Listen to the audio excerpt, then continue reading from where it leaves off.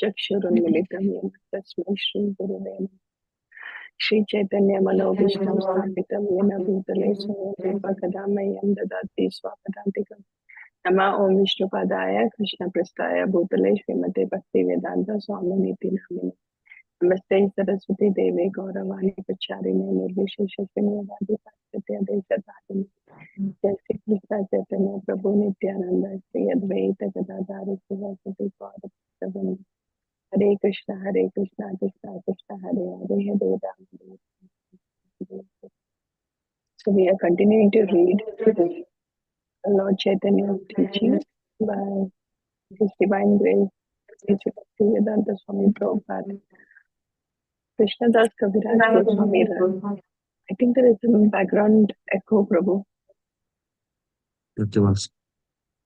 Yeah. Krishnadas Kaviraj Goswami writes, I offer my respects to my spiritual masters. He uses the plural to express the disciplic succession.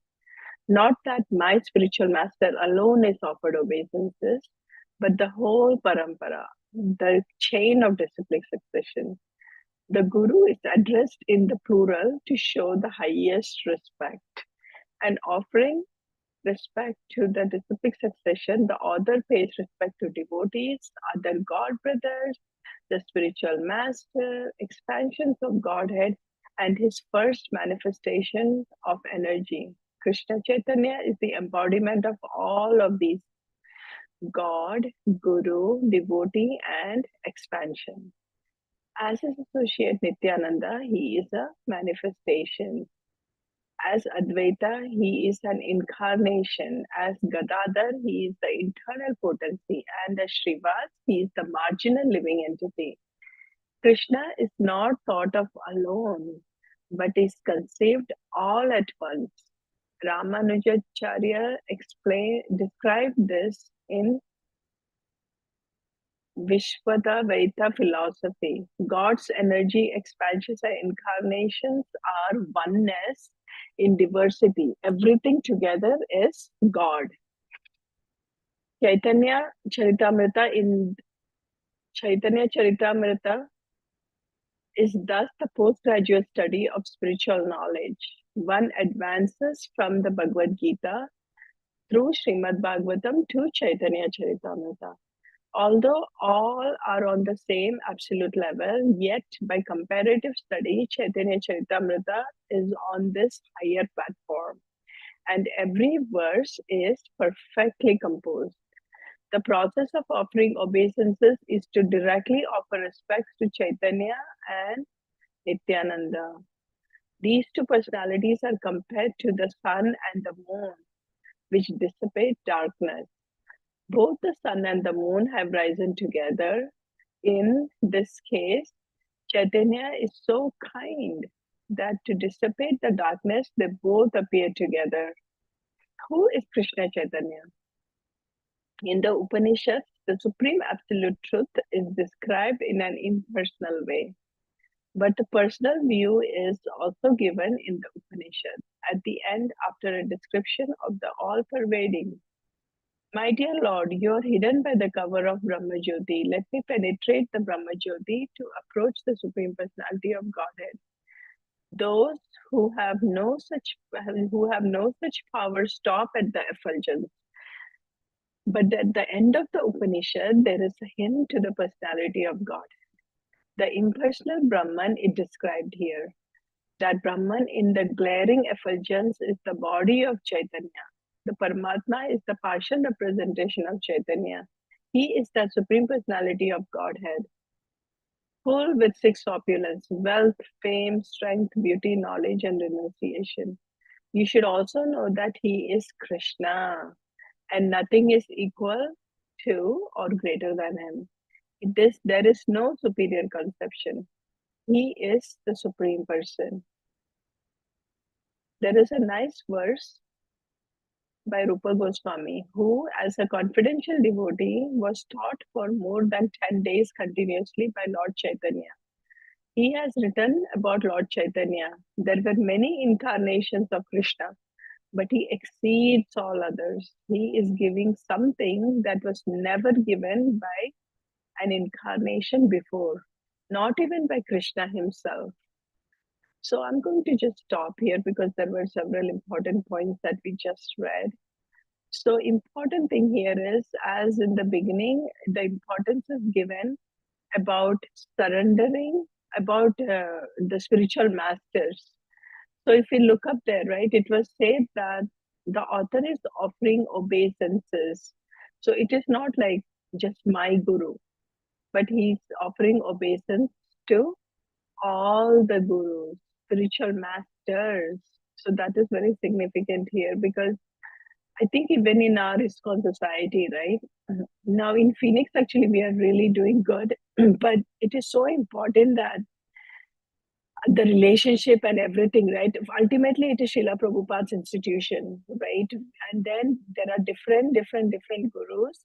However, when we are dealing with all the different, especially it is like extended family, right? All our god brothers and god sisters. Even if we are initiated by different spiritual master, because ultimately we are all Srila Prabhupada's grandchildren, in a sense. So it is so important that we don't become that groupism or anything like that, but rather consider and give respect to all of the God brothers and God sisters. And one other important thing is also not just, I feel not just ISKCON, right? Even beyond that also, because there were a lot of Gaudiya mats and all of that. So I think it is so important for us that we don't disrespect any of the other, but rather respectfully, whenever we see somebody Vaishnava from um, either other followers too, but just respect everybody because ultimately we understand that they are following Lord Chaitanya's teachings. The flavor may be a little bit different depending on the different groups they belong to, but it is very important that we don't disrespect anybody. So that's the one important point that stood out. And then here also it is being explained about the Pancha Tattva, right?